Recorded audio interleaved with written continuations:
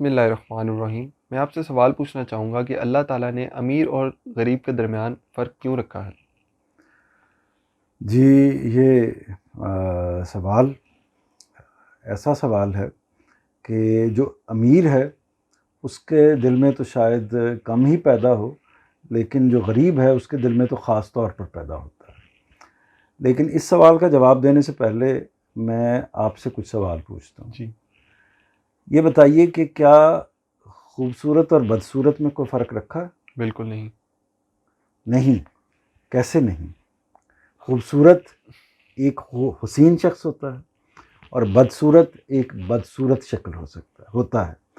خوبصورت کو لوگ پسند کرتے ہیں اور بدصورت کو لوگ پسند نہیں آپ کی کرتے۔ خوبصورتی اور بدصورتی کے اندر کوئی رنگ کا فرق ہو سکتا ہے، یعنی کہ رنگ کالا یا گورا ہو یا نہ ہو، لیکن کسی کے لیے، کسی شخص کے لیے، کسی انسان کے لیے، کسی جانور کے لیے، کسی اور بلڈنگ کے لیے ہم خوبصورت کا لفظ استعمال کرتے ہیں کہ نہیں کرتے ہیں؟ اچھا، ہم اسی طرح کی چیزوں کے لیے بدصورت کا لفظ استعمال کرتے جی ہیں؟ بالکل کرتے ہیں۔ تو اس کا مطلب کوئی فرق تو ہے؟ فرق ہے نا۔ تو اس کا مطلب کیا ہوا کہ خوبصورت اور بدصورت میں بھی ایک فرق ہے۔ ٹھیک ہے۔ ٹھنڈے اور گرم میں ایک فرق موجود ہے۔ اسی طرح پانی میں اور آگ میں ایک فرق موجود ہے۔ اس طرح بے شمار چیزیں ہیں کہ جس میں اچھائی اور برائی، گناہ ایک چیز ہے اور جو نیکی ہے وہ ایک دوسری چیز ہے۔ تو ان تمام چیزوں میں جو فرق رکھا ہے، اس سے پتہ کیا چلتا ہے؟ یعنی آپ اگر نیکی ہی نیکی ہو تو آپ کو بدی کا پتہ چلے گا؟ بالکل نہیں۔ بدی ہی بدی ہو تو آپ کو نیکی کا پتہ چلے گا؟ نہیں پتہ چلے گا نا۔ ہم امتیاز نہیں کر سکتے، ہم فرق نہیں کر سکتے، ہم ڈٹرمن نہیں کر سکتے کہ ایک چیز کیا ہے، دوسری چیز کیا ہے۔ سارے ہی ایک ہی کلر کے، ایک ہی شیپ کے انسان ہوں تو خوبصورتی کیا ہوتی ہے، بدصورتی کیا ہوتی ہے، ہم اس کو جان نہیں سکیں گے۔ تو اس لیے ایک پہلو تو میں نے آپ کو یہ واضح کیا، اس سارے سوالات سے یہ واضح کیا کہ یہ جو فرق ہے ہزار پہلوؤں سے، یہ ایک پہلو ہے امیر اور غریب ہونا، لیکن ہزار پہلوؤں سے جو فرق ہے، مثال کے طور پر عمر کا فرق ہے، یعنی کوئی شخص بچپن ہی میں فوت ہو جاتا ہے، کوئی شخص 60 سال میں جا کے فوت ہوتا ہے، کوئی شخص 80 سال میں جا کے فوت ہوتا ہے، یہ بھی فرق رکھا ہوا ہے۔ تو ایک ایک چیز میں فرق ہوگا، ایک ایک چیز میں فرق ہوگا، اور اس فرق کی جو وجہ ہے، جو آپ نے اصل سوال پوچھا ہے، وہ وجہ ہے آزمائش، وہ وجہ ہے امتحان۔ تو امتحان کے لیے ضروری ہوتا ہے کہ یہ فرق کیا جائے، یعنی امتحان کا کچھ نتیجہ نکلنا ہوتا ہے نا۔ تو نتیجہ کیسے نکلے گا؟ اگر تمام سوالات ایک ہی طرح کے ہوں، تمام جوابات ایک ہی طرح کے ہوں، تو نتیجہ کیسے نکلے گا؟ کون اچھا کس نے پرفارم کیا ہے، کس نے اچھا پرفارم نہیں کیا؟ تو امتحان تو ہوتا ہی اسی لیے ہے کہ اس کا ایک نتیجہ نکلے، نتیجے کے بعد انسان کو ریوارڈ ملے، ایک کامیاب ہوتا ہے، ایک ناکام ہوتا ہے۔ تو ایک بات تو یہ اگر سمجھ میں آ گئی ہے تو پھر آپ اپنی بات کو آگے بڑھائیے۔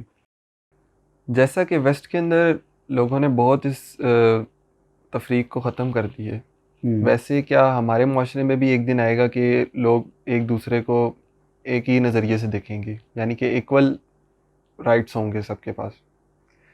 ظاہر ہے کہ ویسٹ نے اس کو ختم کرنے کے لیے بڑی قربانیاں بھی دی ہیں، بڑی جدوجہد بھی کی ہے، اور اس میں ویسٹ سے آپ اگر پیچھے جائیں نا تو اصل میں تو یہ اسلام کا منشا ہے، یہ دین کا منشا ہے، اور یہ اللہ تعالیٰ کا منشا ہے کہ اس نوعیت کی تفریق نہیں ہونی چاہیے۔ تفریق کا مطلب یہ ہوتا ہے، یعنی تفریق کا مطلب یہ فرق تو ہوتا ہی ہے، یعنی جس کے پاس وسائل زیادہ ہوں گے وہ رچ بھی ہوگا، اور رچ ہونے کے ساتھ ساتھ وہ اپنی خواہشات کو زیادہ پورا کرنے کی صلاحیت ہوگی، اور جو اس کے مقابلے میں جس کے پاس وسائل کم ہوں گے تو وہ غریب ہوگا اور اس کے پاس اپنی خواہشات کو پورا کرنے کی گنجائش کم ہوگی۔ یہ فرق تو ہوگا، اور جو شخص خواہشات کو پورا کر لیتا ہے وہ زیادہ کانفیڈنٹ بھی ہوتا ہے، وہ اپنے آپ کو محسوس کرتا ہے کہ میں نے بہت کچھ پا لیا ہے، اور جو خواہشات کو پورا نہیں کر پاتا وہ یہ سمجھتا ہے کہ میرے ہاں کچھ کمی رہ گئی ہے، یا کچھ مایوسی اس کے اندر طاری ہو جاتی ہے۔ تو یہ سچویشن ایک فطری سی بات ہے، کوئی ایسی چیز نہیں ہے کہ اس کو وہ رکھا جائے، یعنی یہ سمجھیں کہ یہ کوئی اب نارمل بات ہے، یہ نارمل بات ہے۔ لیکن اس کو ٹھیک کیسے کرنا چاہیے؟ یعنی اس میں ایک حد تک 100% تو توازن نہیں آ سکتا، لیکن ایک حد تک اتنا توازن لانے کی کوشش کرنی چاہیے جیسا کہ ویسٹ نے بھی کیا اور معاشروں نے بھی کیا ہے. ایک حد تک یہ توازن لانے کی کوشش کرنی چاہیے کہ جو امیر ہے غریب کو حقیر نہ سمجھے, بالکل, اور جو غریب ہے وہ امیر کو اپنے نفسیاتی طور پر اپنے اوپر سے برتر نہ سمجھے. تو یہ دونوں جگہوں پر یہ تفریق ختم ہونی چاہیے, یعنی ہماری غریبوں کی نفسیات میں بھی اور امیروں کی نفسیات میں بھی اس چیز کو تبدیل ہونا چاہیے.